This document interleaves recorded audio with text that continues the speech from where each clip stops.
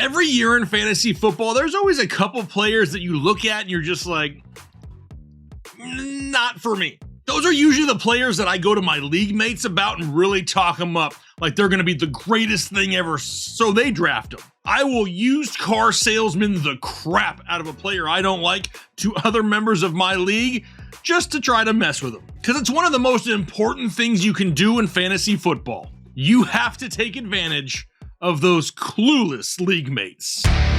And you can also take even more advantage of those clueless league mates to get yourself a 2023 fantasy football draft guide. It's got player profiles, injury breakdowns, cheat sheets, offensive line rankings, Kyle's dynamic running back rating that you can't get anywhere else, plus so much more. It's only $21.99 and we're going to update it from now all the way up until week 1 of the NFL season. So it doesn't matter when your draft is, you're going to have the most up-to-date content at your fingertips. If you want your draft guide for free, a couple ways you can do that. Sign up over on Underdog Fantasy using the referral code Headliners. When you do that and make your initial minimum $10 deposit, we'll match your deposit and send you a free draft guide. But just like in all my other videos, if this video right here can get 1,000 likes, I'll give away a random draft guide to somebody who leaves a comment down below. So hit the like button, leave your comments down below, and let's talk about 6 players that I'm gonna let my clueless league mates draft. Now, some of these guys may surprise you a little bit, some maybe not. The first guy we're talking about though is Cam Akers, running back of the Los Angeles Rams. Right now, currently ranked by the consensus at running back 22. Now, I can tell a lot of people, I already see it in the comment section down below in other videos. They're going to look at the last 3 games of 2022 and just expect Cam Akers to be a stud once again. Trust me, I get it. Over those last 3 games of the season, he was the running back 1 overall in fantasy football and averaged 20.6 half PPR points per game. But I can't ignore 3 years for just 3 good games to end last season. I also can't ignore the fact that he still has had one of the worst injuries possible that an NFL running back can possibly suffer in a torn Achilles. Now, sure, he's had time to heal from that, but he's not what he was pre-injury. Fantasy football is all about playing the odds, probability, playing the percentages, right? And then a lot of it is luck. So why select a guy for my fantasy football team that already has so many red flags? He's always been an inefficient running back. He's never been a guy that averages huge yards per carry. For his career, he's barely averaging just above 4 yards per carry. That tells me that he's going to need a crap ton of touches to produce anything in fantasy football. He's not going to get it in the passing game. He hasn't had more than 13 receptions in a season as a pro. His career high in college was still only 30. We know that the Los Angeles Rams are a different team than what they were just a few years ago. They have arguably the worst offensive line in the NFL. Their defense isn't what it used to be. They've lost some big-time playmakers on defense. There's minimal weapons on the outside after Cooper Kupp to really empty out the boxes. They're going to remain stacked. And he has an aging quarterback whose elbow is hanging on by a soggy paperclip and one of those half-chewed purple now and laters. I mean, where are the positives here? If their defense is giving up more points, their offense is worse and they can't score as many points as they've had in years past, they're going to be constantly trailing and playing from behind and having to throw the ball. That's not going to lead to more running work for Cam Akers. And when you look where he's being drafted, it's surrounded by guys like Alexander Madison and Miles Sanders. At running back 22, he needs to be in the neighborhood of 1,200 total yards, 7 touchdowns, and 20 receptions just to return draft value. If we look at his average yards per touch for his career, he's going to need over 260 touches to have a chance at accomplishing that. That, for me, is way too much, and I'm going to look elsewhere and not even deal with the red flags of Cam Akers. How about Javonte Williams, currently running back 28 overall? Now, this is going to probably shock a lot of people, right? Especially since the recent news has come out that he wasn't put on the PUP list to start training camp. That's a good sign, no doubt. Not saying that it's not. But this guy is coming off of a torn ACL, LCL, and PCL in his knee. This wasn't some basic ACL tear. And I really feel like people are confusing the terminology here, right? He's going to be ready for week 1. That doesn't mean that he's going to be productive week 1. Even if he does start the season, he's not going to be 100% healthy. The injury that he suffered typically has a timeline for recovery of upwards of 13 months. It's a very similar injury to what we saw J.K. Dobbins suffer and come back from just last year. I don't know how closely you paid attention to J.K. Dobbins last year, but he wasn't 100% to start the year. It wasn't even close. And then he needed another surgery mid-season to try to clean things up a little bit. With dealing with all that, he only played half the season, and he never looked like the player that he was pre-injury. Then we add in the changes on their own team, their own offense, right? New head coach Sean Payton. They wanted Samaje Perine. They went after him for a reason in free agency. He's going to be a solid option in that offense that can shoulder the load if needed, or play a great complementary role. But either way, he's going to be involved in this offense. Just like he vultured Joe Mixon for years in Cincinnati, he's gonna vulture Javonte Williams in a similar type of way. Now, as much as I love Javonte Williams, what he is as a player, I got his jersey still hanging up on the wall. I love this guy. Went to North Carolina, not far down the street from me. Really loved the game of Javonte Williams. But I don't know if I want to deal with the headache of the on-again, off-again IR stints on my fantasy roster all season long, with guys around him like Isaiah Pacheco, David Montgomery, heck, even A.J. Dillon. I just can't go Javonte Williams this year. Ask yourself this question. If at the end of the year, would you be pumped up if Javonte Williams had 1,000 total yards and 7 touchdowns coming off the injury? Because if that's the case, just take A.J. Dillon. That's basically what he's averaged for multiple years. He's in a better situation, and he has no injury concerns coming into the season. I just feel it's a lot safer to go that route than really play Russian roulette every week, whether or not Javonte Williams is going to be what he was a couple years ago. Another guy here, DK Metcalf, currently wide receiver 15 overall, and we saw a different DK Metcalf in 2022. He went all possession receiver on us. I mean, he was 47th overall at the position in yards after the catch, 61st in yards per target, 65th in yards per reception, 86th in target separation, second highest in drops, 47th in contested catch rate, and now the team has added another stud wide receiver in Jackson Smith and Jigba, and they still have Tyler Lockett. They also added in another running back in Zach Charbonnet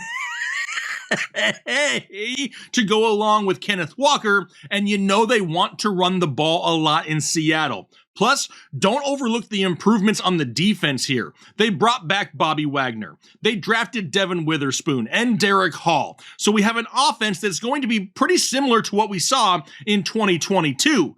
But now a big play wide receiver that's turned more safe than ceiling, a wide receiver on the opposite side in Tyler Lockett, who's had more touchdowns per season than DK Metcalf in 2 of the last 3 years, an improved defense, a top-tier backfield, a new weapon added to the offense with first-round draft capital in JSN, and we have DK Metcalf at wide receiver 15.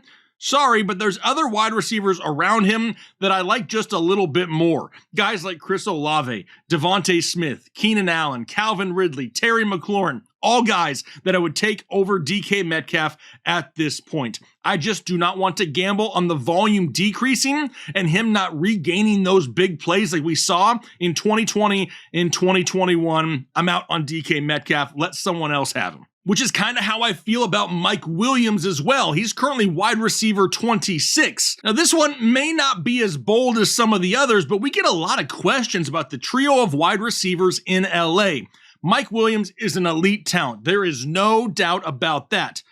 But the reality is he's missed 12 games over the last 3 years. He's seen his yards per reception number now decrease in 3 straight seasons, which means he needs a bump in volume to offset that. But that's where we have problems, because the Chargers just spent a first-round draft pick on a Mike Williams clone in Quentin Johnston out of TCU. We also have a new offensive coordinator in LA with Kellen Moore over from Dallas. Plus, we still have Keenan Allen, Austin Eckler, and you know those guys are going to soak up a huge amount of targets this year. So this is really how I see things going in LA here for the Chargers. Keenan Allen's going to stay in the slot. He's going to rack up his typical target share. Eckler, he's going to see his normal usage out of the backfield. And then Mike Williams and Quentin Johnston are going to be fighting for those big plays down the field. Both of these guys, at times this season, are going to have big weeks, but it's going to be impossible to know whose week is it going to be. And in my opinion, that leads to too much gray hair and bald spots. And I already have way too much of that to where I don't need to add to it. Now, give me guys around him like Jerry Jeudy, Brandon Ayuk, Michael Pittman, even Christian Kirk in a similar spot, because I just don't want to deal with the possible headache of week in and week out. Who's the big play guy, Mike Williams or Quentin Johnston? But that'll take me to these last two guys, and I guarantee you this is where people get all up in their feelings over fantasy football.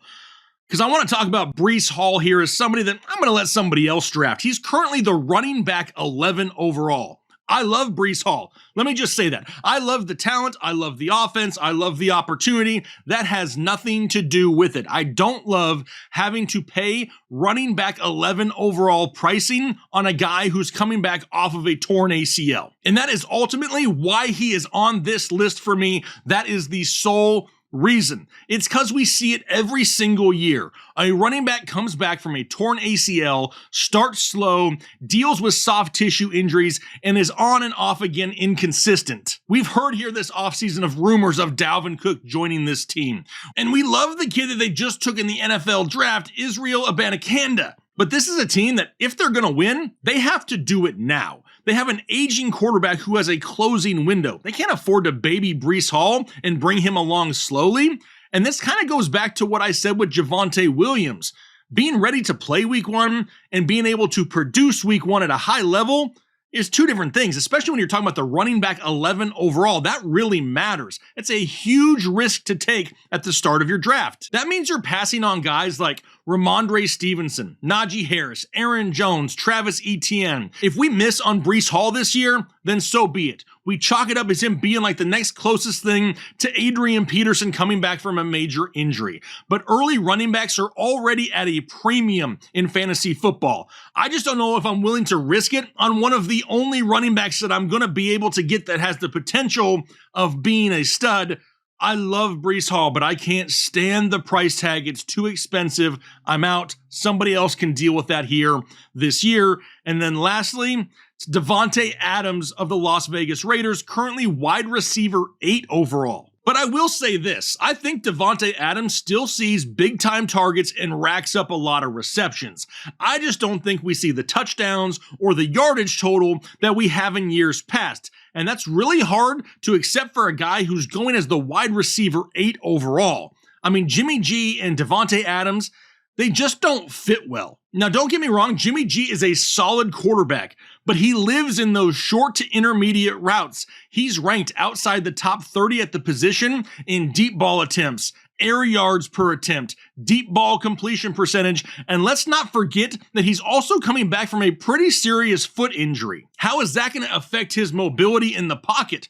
Because I think we can all agree that the offensive line that he's had in San Francisco the past few years is light years better than what Las Vegas has right now. So a quarterback that's going to be 32 years old, coming off of a major foot injury, playing behind a very below average offensive line, I mean, it's not like Jimmy G was overly mobile before his injury either. How is he going to have time in the pocket to allow those routes down the field to develop to Davante Adams? Plus, they also brought in Jacoby Myers, who can soak up some targets. They drafted a new tight end in Michael Mayer, who we absolutely love. They have multiple guys in the slot. Hunter Renfrow. For now, he could be released, traded, let go, whatever. DeAndre Carter, they brought him over from the Chargers. And they also drafted Trey Tucker. They have a lot of those short options that Jimmy G really likes to lock onto. I mean, if you just look at last year, Davante Adams absolutely thrived on the deep ball, and Carr was able to deliver it to him. Say what you want about Derek Carr, but he's one of the better deep ball passers in the NFL. Adams was one of the most targeted wide receivers deep down the field last year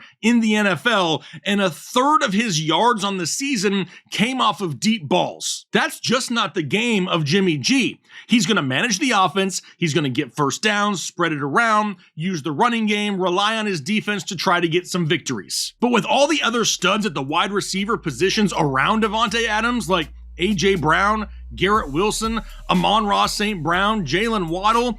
I won't be owning much, if any, Davante Adams here in 2023. But as you can see, there's a lot of big name guys on here. These guys don't suck by any means. I just don't know if I want to deal with the headache of owning them in 2023. I'd rather be kicked back and relaxed with a solid team and watch my clueless league mates struggle to make decisions every week around these players that we talked about today. Which one of these players do you feel that you are most off on? Which one of these guys are you willing to risk it for the biscuit and actually draft them this year? Let me know down below in the comment section. Remember, I got a like goal of 1,000 likes, so hit that like button, leave those comments down below, and then do your part to make the world a better place.